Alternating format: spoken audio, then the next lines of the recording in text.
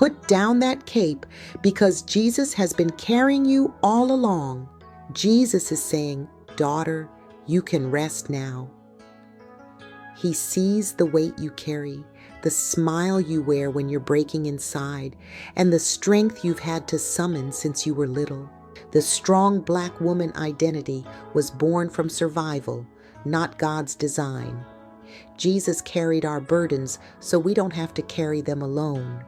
Ladies, we can honor the historical reasons for our strength while also addressing how it can become a prison that prevents authentic relationships and rest. Rest is not laziness, it's obedience to God's rhythm.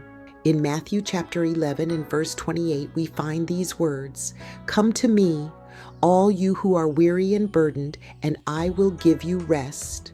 So if Jesus asks us to come to him for rest, he never intended for us to feel we are lazy and uncaring. Along with that, you were created for community, not isolation. You show up for others. You carry families, jobs, ministries, dreams, and you still smile. But strength without rest becomes burnout, and burnout becomes bondage. Your worth isn't measured by your ability to endure.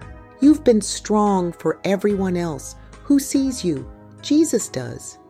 This one is for the women holding up the world on fumes. But do not fear. Jesus sees you.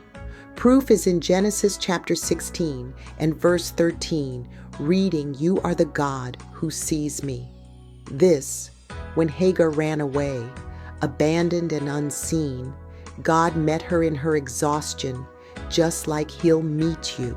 Sis, you are allowed to rest, not because you're weak, but because you're worthy.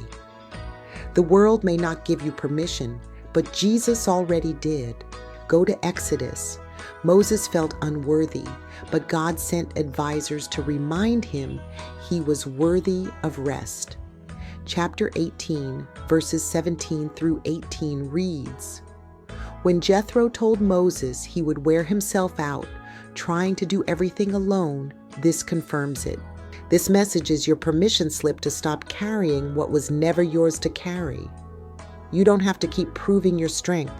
Jesus sees you, loves you, and invites you to rest.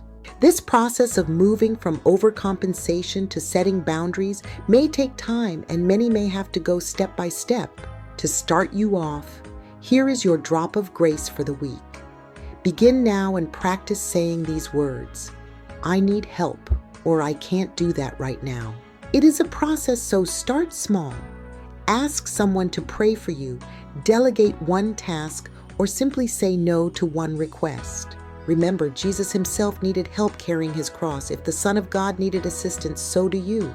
Your vulnerability is not weakness, it's wisdom. Hey, if this message blessed you, help us out. Like and hit subscribe and share if you're ready to trade your cape for Jesus' yoke, which is easy and light. You deserve rest.